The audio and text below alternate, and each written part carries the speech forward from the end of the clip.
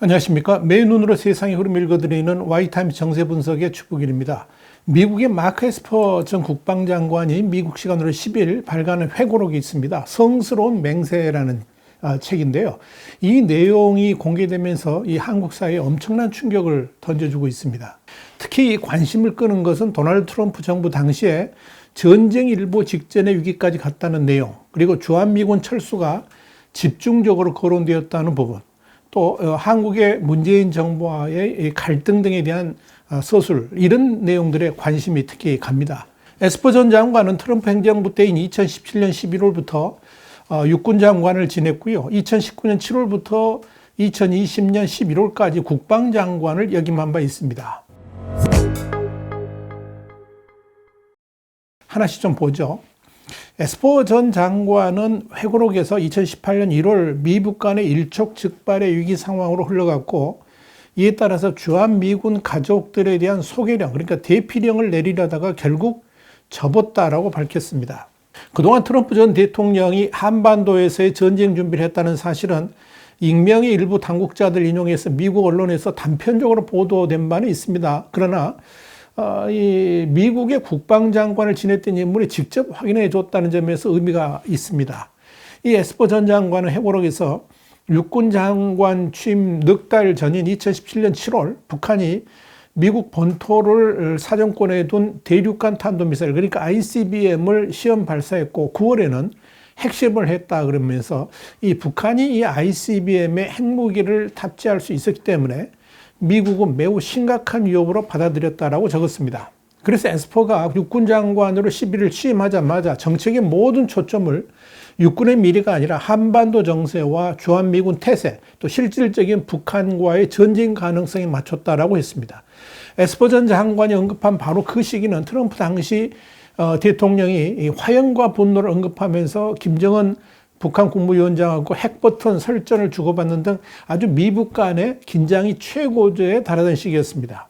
이때와 관련해 가지고 에스퍼 전 장관은 트럼프 전 대통령과 김정은 간의 공개적인 수사가 증가하고 날카로워지면서 국방부에서도 군사적 대응에 대한 계획과 준비가 활발해지고 군사 옵션도 미세 조정됐다라고 회고했습니다. 이에 따라서 이 마크 밀리 합참의장은 한국에서 싸우게 되어 있는 부대가 완전히 준비되어 있는지 확인하기 위해서 거의 매주 육군 참모부와 준비태세 회의를 열었고, 미 육군 역시 현장 훈련은 물론이고 컴퓨터 시뮬레이션 등 모든 훈련에 참여했었다라고 적었습니다. 그리고 취임 2달이 지난 2018년 1월 앨리바마주 헌치베일의 한 병참 기지를 찾았을 때 국방부에서 한 통의 긴급 전화를 받았다면서 대통령이 모든 주한미군 가족을 대피시키라는 명령을 내렸고 그날 오후에 발표한다는 내용이었는데 이를 액면 그대로 믿을 수가 없었다라고 에스퍼는 적었습니다. 김정은이 하와이에 미사일 쏜 것도 아니고 북한 기갑부대가 비무장지대, 그러니까 DMZ로 이동 중이지도 않았으며 미군 함정을 침몰시킨 적도 없고 미국의 탄도미사일을 쏘지도 않았는데 도대체 왜 이런 결정을 내린 것일까? 이런 의구심을 품으면서 이건 뭐지? 이런 생각을 했다 하는 이야기입니다. 에스퍼 전 장관은 그러면서 28,000명 이상의 미군과 7,000명의 가족이 한국에 있었다 그러면서 11,000명의 다른 비전투 요원과 함께 이들 모두를 대피시키는 것은 어려운 임무였다라고 밝혔습니다. 에스퍼 전 장관이 이어서 나는 2주 전에 그러니까 평택 우리 부대를 방문했고 사령관은 전쟁 준비와 관련해 브리핑했는데 거기엔 19만 명에 육박하는 한국에 있는 모든 미국인을 대피시키는 계획이 포함되어 있었다 그러면서 가장 중요한 것은 대피 명령을 북한이 어떻게 생각할까였다라고 해고를 했습니다. 에스퍼 장관은 그러면서 이 김정은 아마도 미국의 철수를 분쟁의 전조로 볼 것이었고 트럼프 대통령이 대피를 발표한다면 우린 전쟁을 준비할 필요가 있었다라고 했습니다. 에스퍼 전 장관은 누군가 트럼프 전 대통령을 설득했는지 철수 명령은 사라졌다 그러면서 그런 결정을 내린 배경에 대해 아무런 설명도 듣지 못했다라고 말했습니다. 에스퍼 전 장관이 이어서 위기와 전쟁을 피하기 위해서 결국 그렇게 최종 판단이 내려진 것이겠지만 전쟁을 책임진 입장에서 당시 무슨 일이 일어나고 있었는지, 이렇게 중요한 문제를 놓고 왜 왔다 갔다 하는 결정이 있었는지 몰랐기 때문에 말문이 막혔다. 이렇게 덧붙였습니다. 2018년 당시 CNN은 이와 관련해서 트럼프 전 대통령이 주한미군 가족 소개령을 트윗으로 발표하려다가 제임스 매티스 당시 국방장관, 그리고 허버트 맥머스터 국가안보보좌관 등의 마쿠 교섭 때문에 불발이 됐다라고 보도한 바 있습니다. 트럼프 전 대통령은 또한 이 주한미군의 완전 철수를 몇 차례 주장했고, 주변 만류에도 불구하고 끝까지 이 생각을 굽히지 않았다는 겁니다. 실제로 주한미군 철수가 이행될 뻔했다 하는 이야기죠. 에스퍼 전 장관은 자신이 끝까지 장관직을 지켰던 주요한 이유 중에 하나가 바로 주한미군 철수를 막기 위해서였다고 회고할 정도입니다. 에스퍼 전 장관은 그의 회고록과 워싱턴 포스트하고 인터뷰에서 트럼프 전 대통령이 미국의 핵심 동맹인 한국을 폄하하면서 28,500명에 달하는 주한미군을 철수하는 명령을 내리겠다고 반복적으로 위협했다라고 토로했습니다. 이와 관련해서 워싱턴 포스트는 에스퍼 전 장관을 비롯한 다른 고위 관료들이 트럼프 전 대통령을 설득하거나 지연시키기 위해서 노력을 했고, 또 실제 철수 명령이 내려지지 않았지만 트럼프 전 대통령은 마지막까지 이 생각을 포기하지 않았다라고 전했습니다. 워싱턴 포스트에 의하면 당시 트럼프 전 대통령은 한국은 우리에게 삼성 TV를 파는데 우리는 그들을 보호해준다. 이건 맞지 않는다. 라고 말하기도 했고, 한국인들은 다루기가 끔찍하다. 한국인들은 우리에게 바가지를 씌우고 있다라고 비난하기도 했다. 이렇게 전했습니다. 에스퍼 전 장관도 회고록에서 장관 재직 15개월간 트럼프는 주한미군 완전 철수를 여러 번 언급했다 그러면서 대북 억지력 상실 등 재앙적인 결과가 될 뿐만 아니라 아시아에서 미군을 몰아내려 한 중국이 환영할 만한 일일 것이다. 이렇게 설득했다고 썼습니다. 에스퍼 전 장관은 또 주한미군 철수와 관련해서 마이크 폼페오 당시 국무장관이 트럼프 전 대통령에게 주한미군 철수는 두 번째 임기 우선순위로 하시죠 라고 제안을 하니까 트럼프가 그렇지, 맞아, 두 번째 임기에서 시행하자, 그러면서 미소를 지었다 하는 일화도 소개를 했습니다.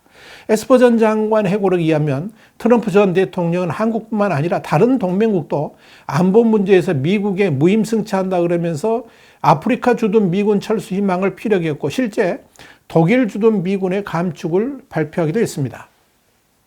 에스퍼 전 장관은 특히 자신의 재임 중에는 주한미군 철수가 절대 일어나서는 안 된다는 확고한 신념이 있었다 그러면서 내가 끝까지 장관직을 지킨 이유 중 하나는 퇴임할 경우에 후임 국방장관이 주한미군 철수 명령을 따르며 실제 철수를 시작할지도 모른다는 우려 때문이었다. 이런 말까지 했습니다.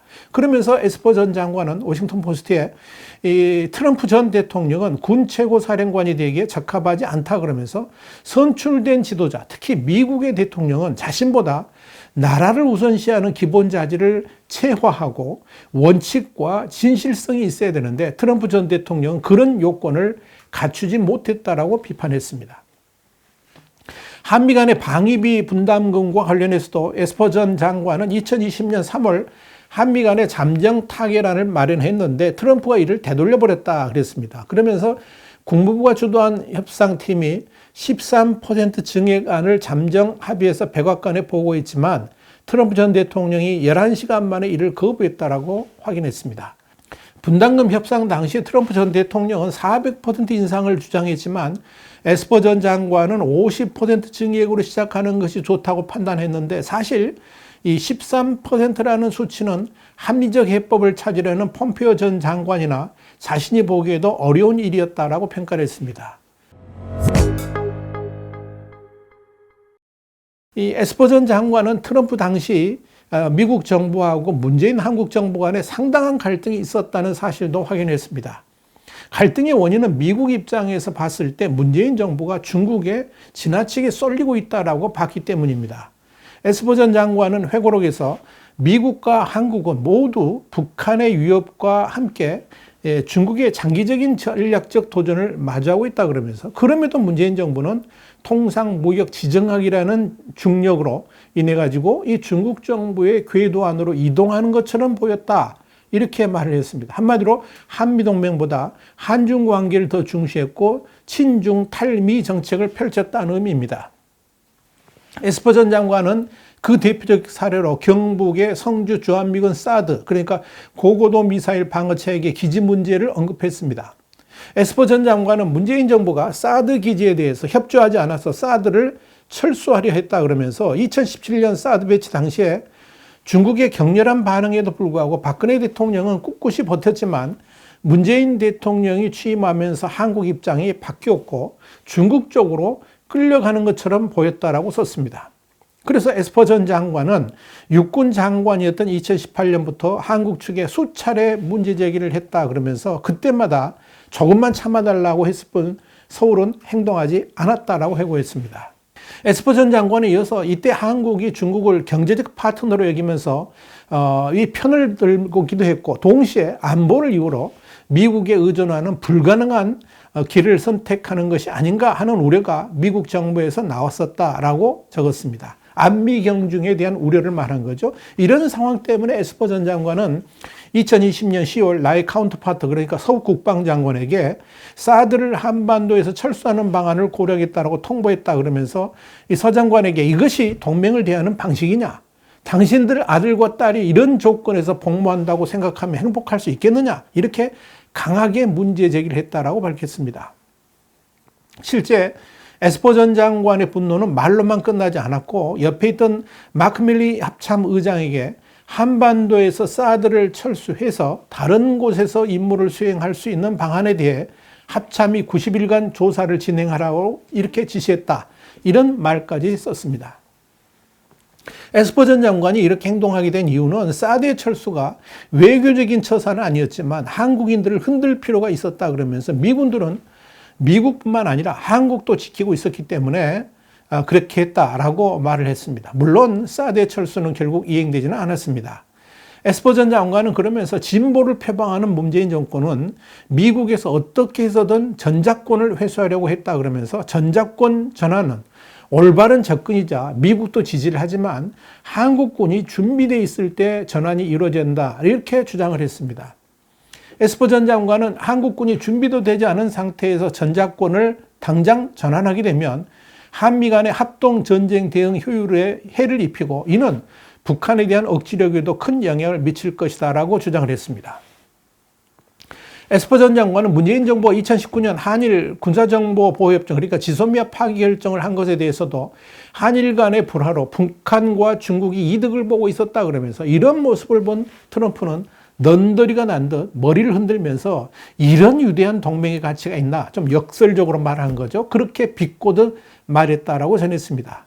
오늘 이 회고록에 대해서는 제가 논평을 하지는 않겠습니다. 와이타임 정세 분석이었습니다. 다음 주에 다시 뵙겠습니다. 감사합니다.